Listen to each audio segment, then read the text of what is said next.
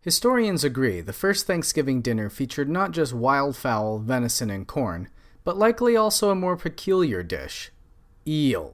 Members of the Wampanoag tribe living in what is today Massachusetts were very fond of the fatty fish. That's right.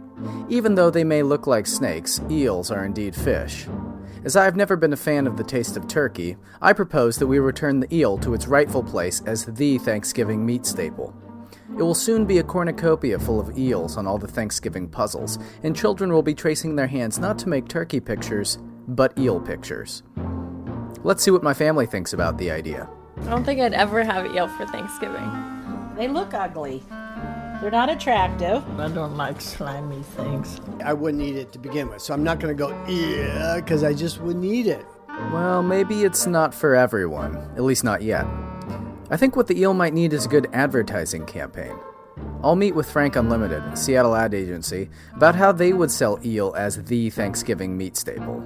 The first one, seemed to us, was go after the foodie culture. Make it something which has that sort of hip, it's a novel way of doing it. So if it's going to be like heirloom tomatoes, maybe this is an heirloom protein.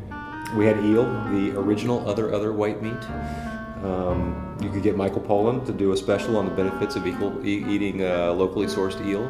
I like where they're going with those, but why should the eel even need an advertising campaign? The turkey doesn't need one. Maybe it's just a problem of how Americans view the eel.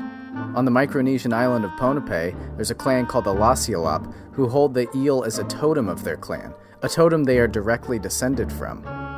I can't imagine anyone ever believing they're directly descended from the heritage turkey. Maybe eels are too interesting and too important a creature to be killed and consumed by millions of people on one single day of the year. I'll call up James Prosek, the guy who wrote the book on eels, appropriately titled Eels.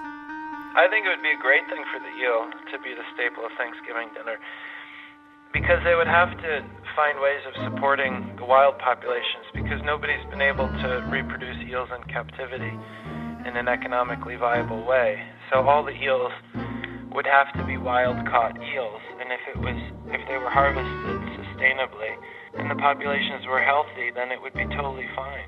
It really is the creature that we should be most thankful for, because it's what sustained those first settlers at Plymouth Colony. Alright, so maybe my idea isn't so bad. Perhaps even a new hybrid dish is in order. Can we have eel stuffed turkey? It's good as that turkey done turducken. It'll be an eel turkey. Let's try it. Let's have eel turkey. Eel turkey. All right, eel stuffed turkey. I like this.